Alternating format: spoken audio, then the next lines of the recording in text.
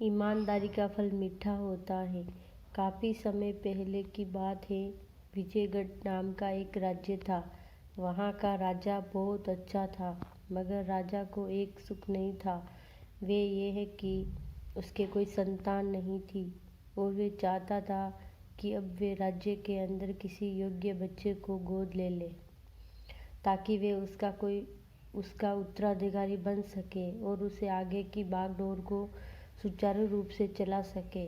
और इसी को देखते हुए राजा ने राज्य में घोषणा करवा दी कि सभी बच्चे राजमहल में एकत्रित हो जाएं। ऐसा ही हुआ। राजा ने सभी बच्चों को पौधे लगाने की भिन्न भिन्न प्रकार के बीज दिए और कहा कि अब हम 6 महीने बाद मिलेंगे और देखेंगे कि किसका पौधा सबसे अच्छा होगा। महीना बीत जाने के बाद भी एक बच्चा ऐसा था जिसके गमले में एक बीज अभी तक नहीं फूटा था, लेकिन वे रोज उसकी देखभाल करता था और रोज पौधे को पानी देता। देखते ही देखते 3 महीने बीत गए। बच्चा परेशान हो गया।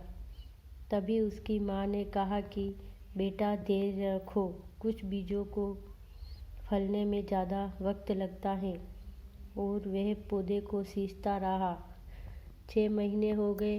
राजा के पास जाने का समय आ चुका था, लेकिन वे डरा हुआ था कि सभी बच्चों के गमलों में तो पौधे होंगे और उसका गमला खाली होगा। लेकिन वे बच्चा ईमानदार था और सारे बच्चे राजमहल में आ चुके थे। कुछ बच्चे जोश से भरे हुए थे, क्योंकि उनके अंदर राज्य का उत्तराधिकारी बनने की प्रबल लालसा थी। अब राजा ने आदेश दिया। सभी बच्चे अपने अपने गमले दिखाने लगे, मगर एक बच्चा सहमा हुआ था, क्योंकि उसका गमला खाली था। तभी राजा की नज़र उस गमले पर गई। उसने पूछा, तुम्हारा गमला तो खाली है। तो उसने कहा कि लेकिन मैंने इस गमले की 6 महीने तक देखभाल की। राजा उसकी ईमानदारी से खुश था कि उसका गमला खाली है, फिर भी वे हिम्मत करके यहाँ आया तो गया। सभी बच्चों के गमले देखने के बाद राजा ने उस बच्चे को सभी के सामने बुलाया। बच्चा सहम हो गया और राजा ने वह गमला सभी को दिखाया। सभी बच्चे जोर से हंसने लगे। राजा ने कहा, शांत हो जाइए, इतने खुश मत होइए। आप सभी के पास जो पौधे हैं वो सब बंजर है।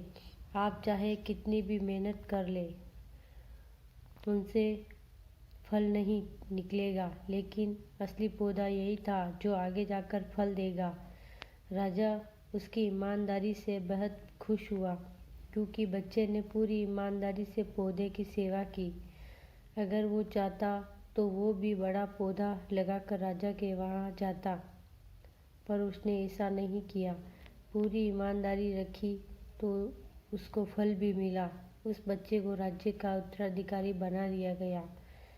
अब अपने अंदर ईमानदारी का होना बहुत ज़रूरी है। अगर हम खुद के साथ ईमानदार हैं तो जीवन के किसी न किसी पड़ाव में सफल हो ही जाएंगे। हम खुद को पागल बनाकर खुद का ही नुकसान करते हैं। Thank you.